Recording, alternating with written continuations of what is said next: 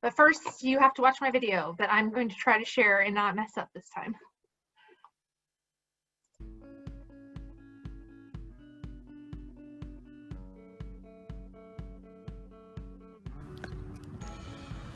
This is a great community service project, Blitz. I'll help you. Good job, boy. Good job!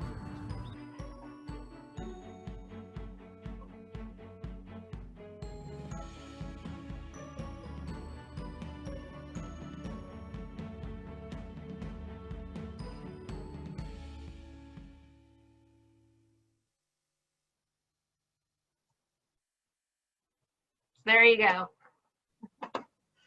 Good job, guys. I love it.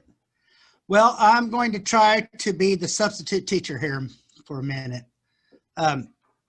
First of all, I want to stay on message, telling everyone, expressing that these standing committees at MRTA are very important to our members.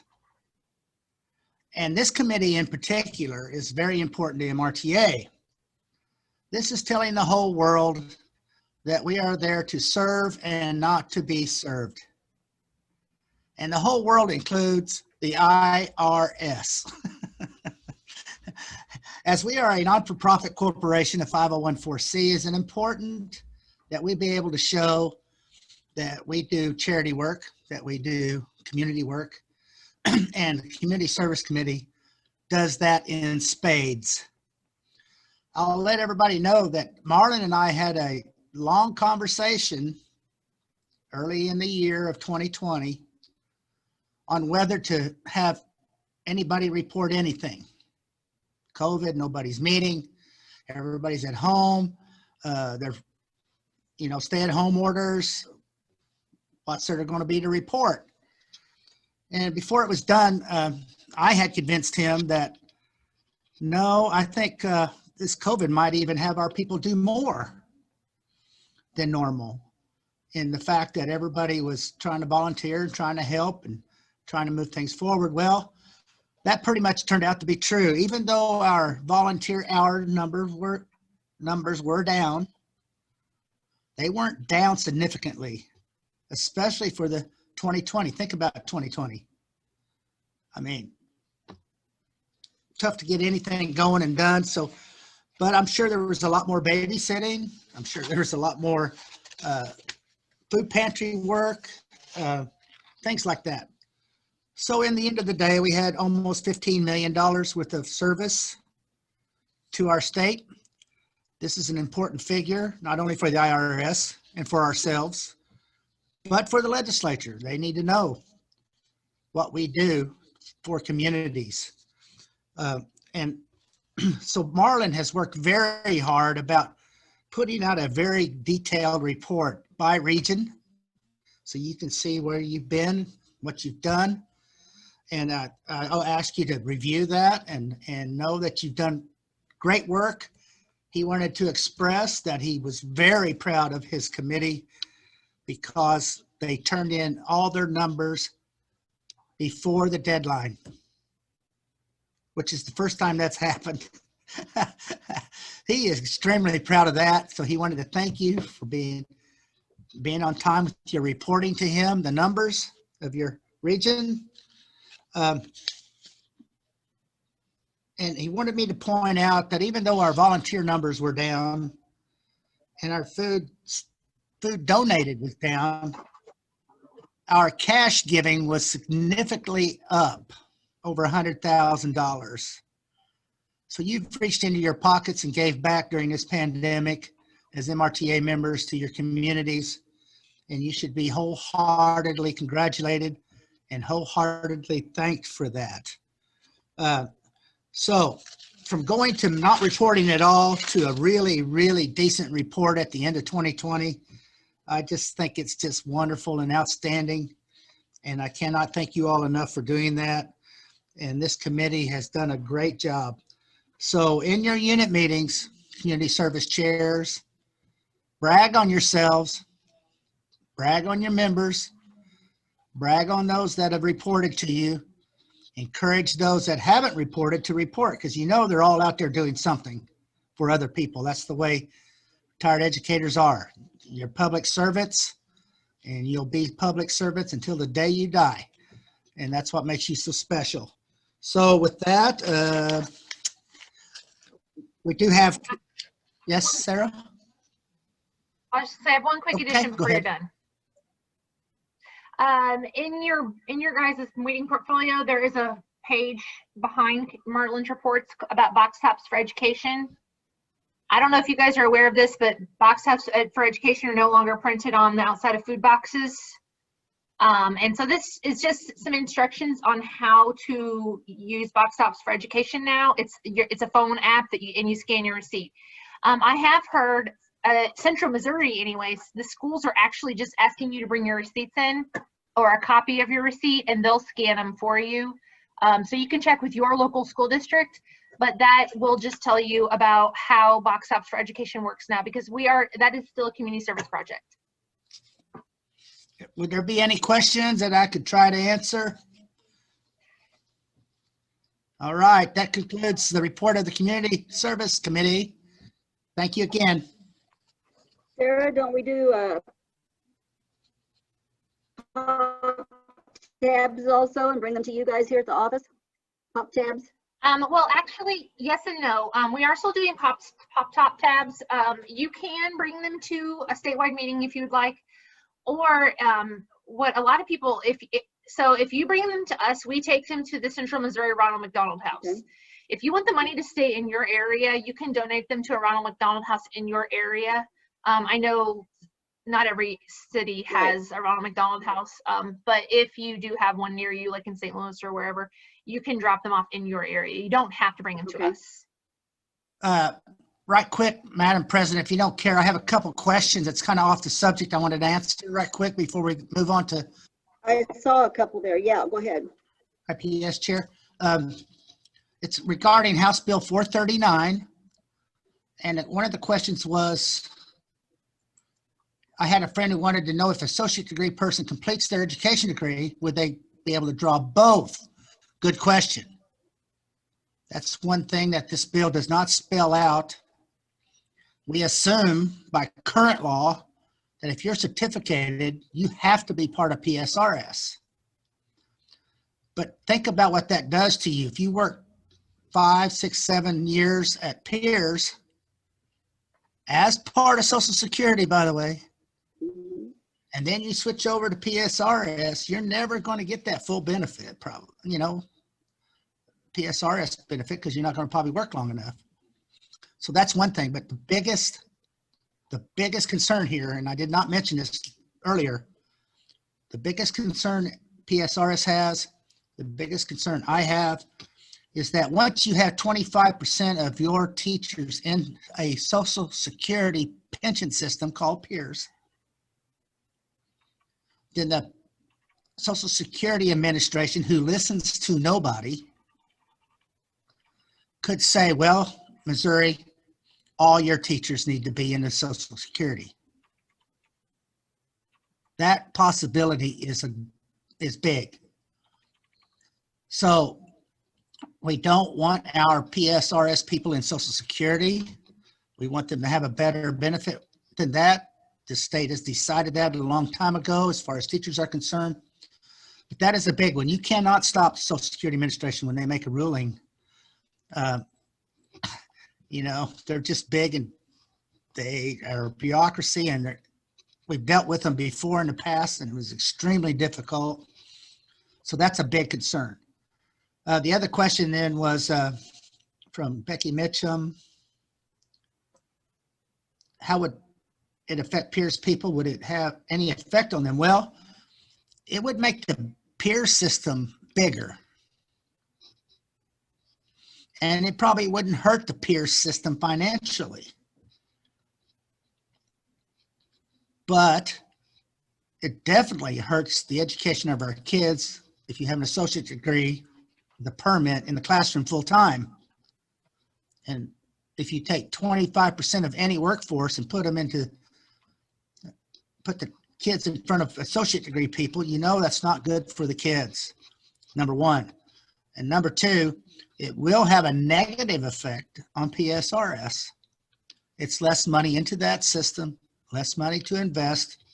Remember, you're taking money out, which means people have to be putting money in, which means the PSRS needs to take that money that's put in and invest it and get at least a 7.6 return on investment in order to keep your pension checks flowing. So it's just a concerning bill on several fronts. Social Security issue, benefit issue, and this would really, I think, just eliminate any kind of cost of living adjustment if this bill became law. There just wouldn't be enough money in the PSRS system to allow for cost of living adjustments, which is very important to us. You know, I've said over and over and over, we don't want you getting older and poorer. We want you to maintain your standard of living. That's why cost of living adjustments are so important. So I hope that answers the questions as far as we know right now. This bill is very concerning, so please stay tuned. Okay, thank you, Madam Chair, or Madam President. Okay. Sarah, You know, I Sarah, remember, Look, Arlita, or somebody. This is Yeah. Mary Tweedy. I want to say something about those box stop. You got to be careful how long you keep them because they do expire. I kept a Okay. bunch of one time and they were expired. Yeah, Okay. if you do your receipts, it says, oh, you have to scan them within 14 days of purchase. very Good. good. Okay, I know one time, well, not one time, but for many years, DESE pushed for having highly qualified teachers utilizing research-based instruction. And if we permit teachers to have an associate's degree, I don't know that those people are highly qualified teachers. For one thing, they haven't had the in-depth background in education and all that that four-year people have. But I know that, you know, that was pushed forever and ever, and we had to prove that the teachers were highly qualified and all this. I don't know what's gone, if that's gone by the wayside or not, but I haven't heard much from DESE on this. Has anybody else on this permit thing? no, we have not heard from DESE on this at all yet. Okay, okay, Don't know if they will or not, but right. it's concerning bill. Yes. Sarah, we need to give something away. Yeah, I was just gonna say, and also just on a personal thought from what you just said, Arlita, I went to school for 4 years and I'm here to tell you that nobody wants me to teach anything, so. I'm just saying. Just You 'cause do a went to school fine for- job teaching. Well, just because you went to school for 4 years doesn't mean you need a teaching Yeah, degree. but you didn't have those education classes, did you? Right, that's my point, is Yeah. just because you went to school for 4 years doesn't even mean that you should be qualified. Anyway, all right, Right. so here, let's give some money away. In that wheel, Vanna. Dana.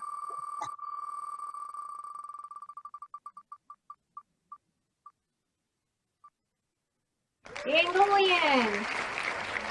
All right, Okay. Jan Golian is our winner from Marion Rawls. Is that right? Jan, I'm sorry if I'm wrong, but I think that's right.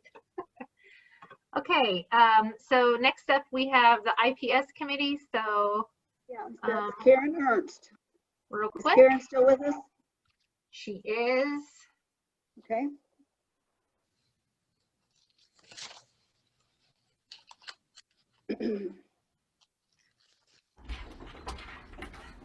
Blitz, have you been updating MRTA's Facebook page again?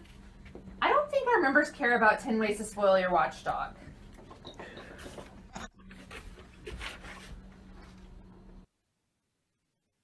All right.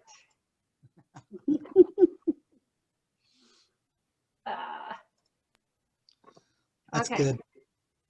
All right, Karen Ernest, are you here? Is it my turn? It Yep. is. We've been hearing a lot today about getting information out.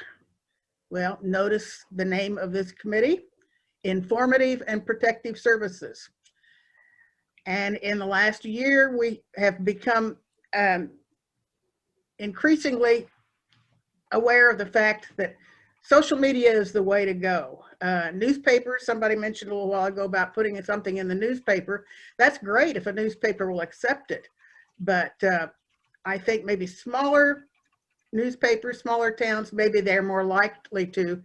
In the Kansas City area, it's very hard to get an article put in the paper. So we have to find another way to do it.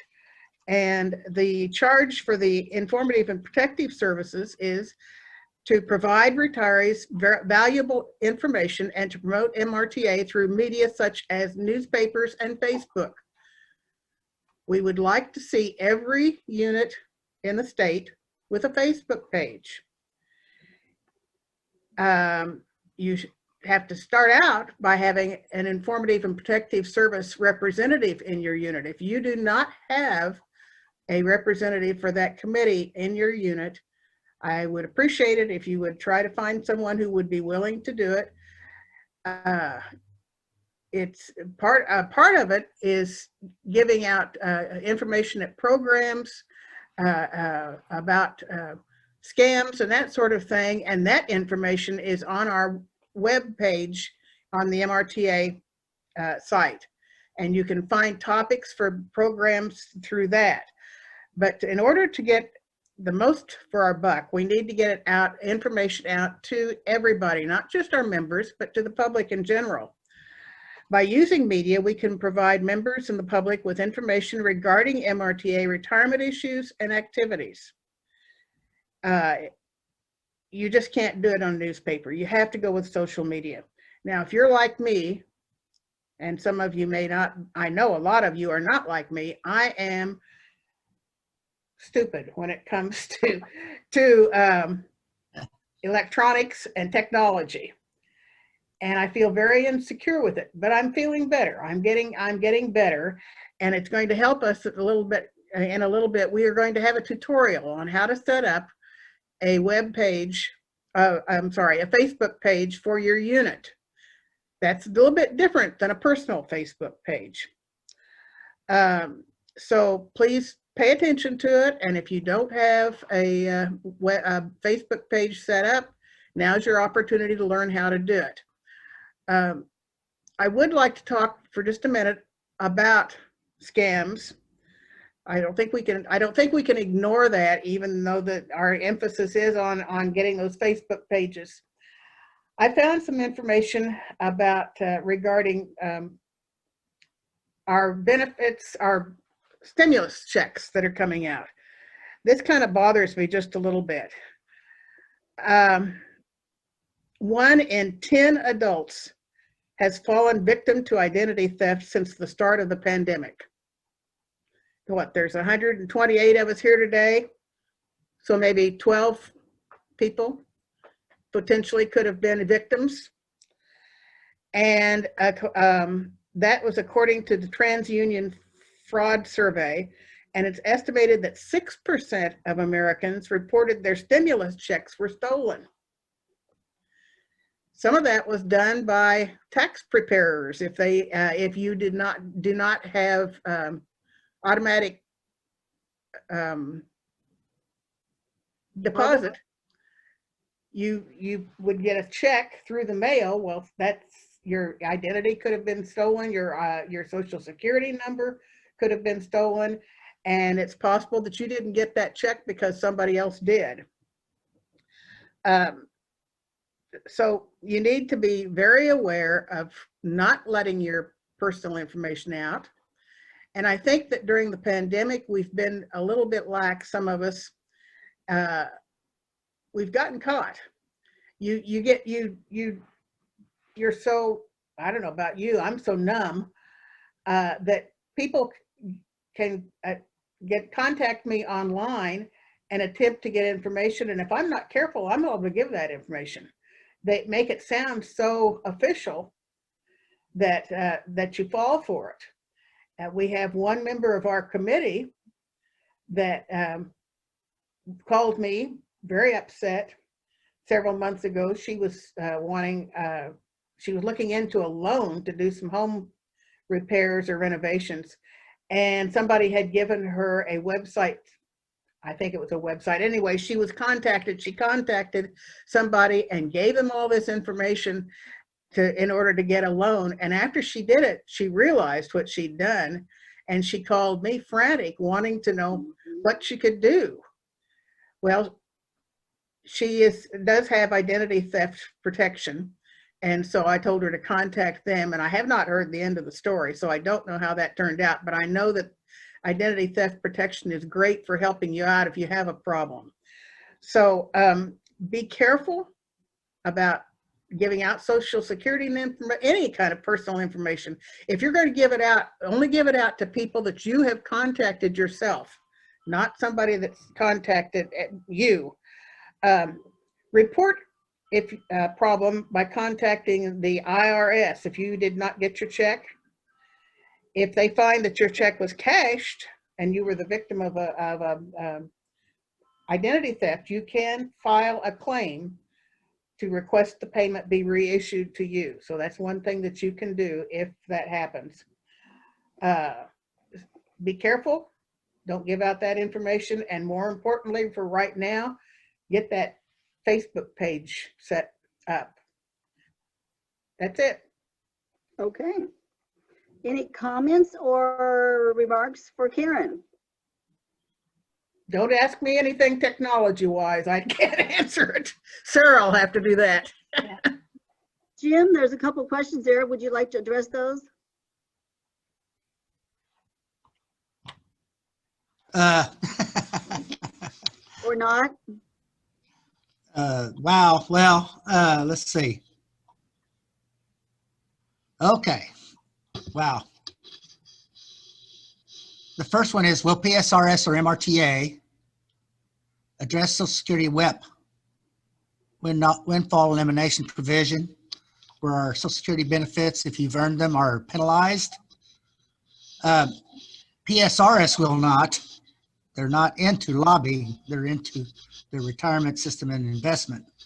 But MRTA will. It's our #1 federal issue, is to try to get something done for these, the WEP and the GPO. That's the part about spousal benefits.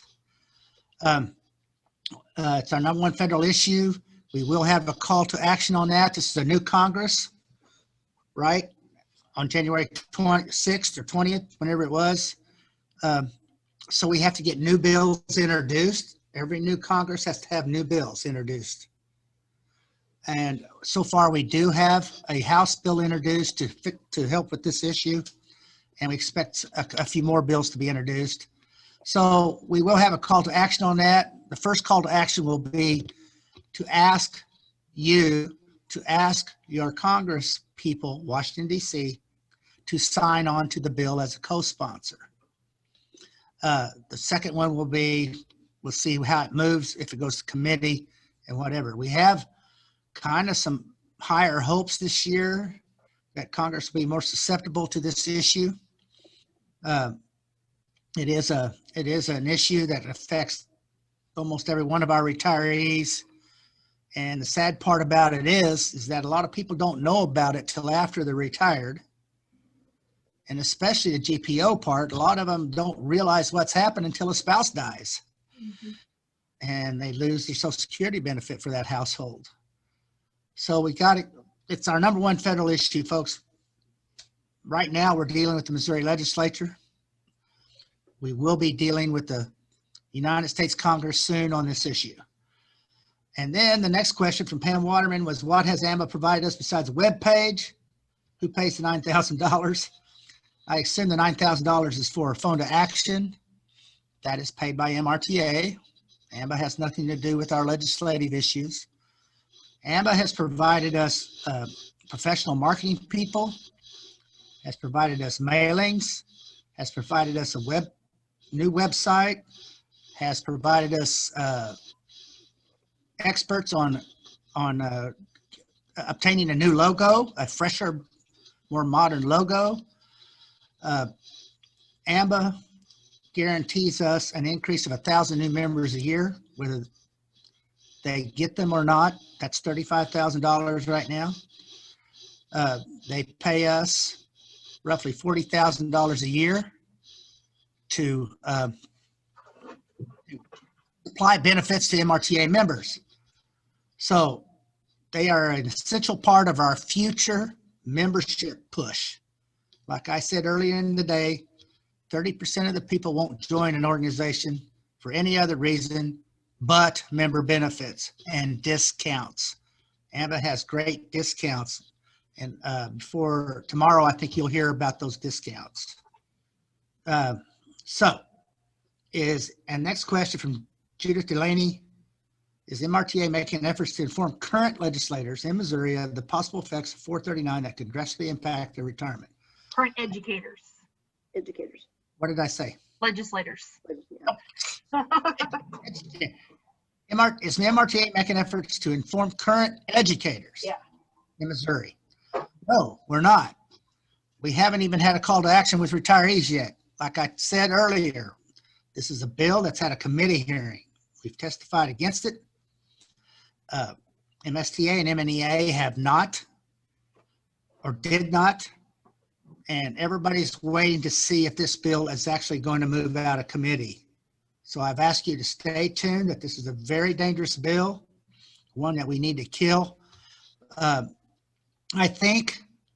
don't know, but I think that if this bill does get voted out of committee, that MNEA and MSTA, who represents active teachers, will oppose this.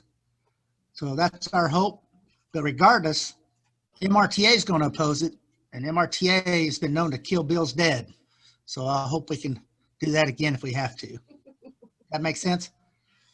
Bill Bill's dead. What was the bill number of Jared Taylor, 849? 864. I was gonna, yeah, 864. 864. Well, you know, we squished that bill very early in the process, and if this bill gets a positive committee vote, we're going to squish this bill before it gets any further. That's our plan. So that's where we're at. Jim, for those that are new, you might philosophy on timeline there of when we act, why we do it at certain times and stuff because of your background and what you know as far as when bills go out and in committee and that kind of thing. You know what I'm talking about? Not really.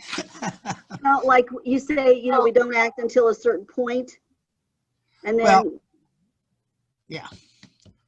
You know, I did serve in the legislature 10 years. I do pretty much know the process. I have worked for you. You want to get it killed in, you know, before it hits the floor and things like that. Say what, Madam President? I didn't say anything. Are you there? Are you talking? I'm listening. I was talking. Can you not hear me? Yes. All I'm saying is that you want to catch legislators at a time when they're paying attention, or you want to make them pay attention to certain bills. So, you know, I take my experience with you, well, 28 years in Jefferson City, that when I ask you to call to action, I think the timing is right, and I hope that you will follow my lead and act when you see the call to action. So, but there's no, you know, everything's fluid. Like we talked earlier, we don't know what you're going to take up the next day on the House floor. We don't really know that. Now, there's a calendar out there that says you're supposed to do this, but they don't have to do that. So we have to watch pretty close all day long. And we do. I watch. Maria Walden at the PSRS watches. Timmy Green, who is our lobbyist that we hire as a contract lobbyist, he's watching. So we have lots of eyes and ears open to try to make sure that we know what's going on. And so if I have a call to action saying you got to write today, they may debate the bill tomorrow. I'm not kidding you. You know, that's all I can say. Please do it. We're here for you. We're working for you. We hope you trust us in our efforts, in our leadership here to get everybody moving the right way at the right time. Okay. Yeah. And I know you said something about we would like to act on them before they get out on the House floor, right? I say we're waiting on a committee vote. Right. It may fail in committee. Don't know yet. Right. So after if they have a committee vote on it, they may not even have a committee vote on it. We don't really know. So we're just sitting here waiting. I just want to make you aware of this bill, that it's a very, very bad bill, and be ready. That's all I'm saying. Be ready. Pay attention to your call to actions. Okay, Sarah, did you want to do another prize?